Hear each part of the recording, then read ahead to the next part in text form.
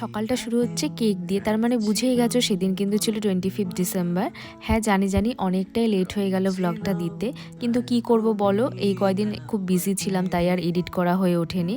আর সেদিনও সকালবেলা তেমন কোনো ভিডিও করা হয়নি আমার। আর আমাদের বাড়ির ডগির বাচ্চাগুলোকেও কিন্তু তোমাদেরকে দেখিয়ে দিলাম। এরপর সেদিন বিকেলবেলা এসেছিল আমাদের বাড়িতে মার ফ্রেন্ড অনিতা আন্টির মেয়ে আর মানি। তো এরপর সবাই মিলে গল্প করছিলাম, আড্ডা দিচ্ছিলাম, তারপর মা চা করে নিয়ে আসলো। আমি দুধ চা খাই না, কিন্তু সেদিন এত ঠান্ডা পড়েছিল ওর জন্য খেয়ে নিলাম চাটা। তারপর ওদের সবার জন্য আমি মিষ্টি বাড়ছিলাম। এরপর আমরা সবাই মিলে খাওয়া দাওয়া করলাম, আরও অনেকক্ষণ বসে আড্ডা মারলাম। এখন আন্টিরা চলে যাচ্ছে, তখন প্রায় 7টার মতো বাজে। আর আন্টির মেয়ে কিন্তু আমাদের জন্য গাজরের হালুয়া করে এনেছিল, ওটা আমি পরের দিন খেয়েছি, খুব টেস্ট হয়েছিল।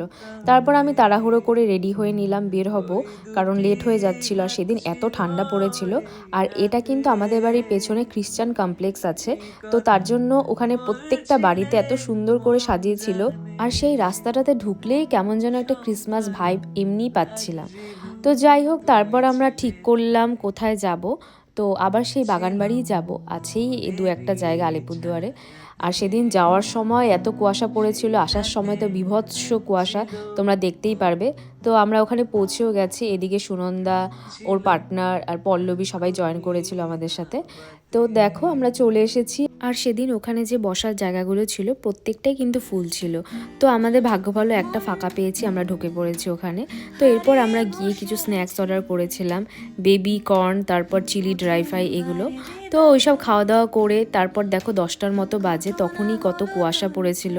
তারপর আমরা এখানে একটা লাস্টে ঘি রুটি চিনি দিয়ে খাই। তো এখানে এটা আমাদের খুব ফেভারিট ডেজার্ট টাইপ বলতে পারো। আমি তো আগে অনেকবার খেয়েছি, সুনন্দার এবার প্রথম ট্রাই করলো, ওদেরও ভালো লেগেছে। তো এরপর আমরা বেরিয়ে যাব, কুয়াশায় কিচ্ছু দেখা যাচ্ছিল না, আমার তো খুবই ভয় লাগছিল কিভাবে আসব। যাই হোক চলে এসেছি, কোনো অসুবিধা হয়নি।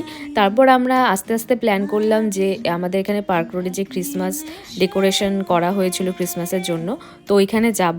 তো আর একদম তখন ফাঁকা পেয়েছি আমরা, না হলে তো বিকেলবেলা গেলে ওখানে ঢোকাই যেত না, এত পরিমাণে ভিড় হয়েছিল। তখন কিছু কিছু খাওয়ার স্টলগুলো ছিল, লোকজন খাচ্ছিল।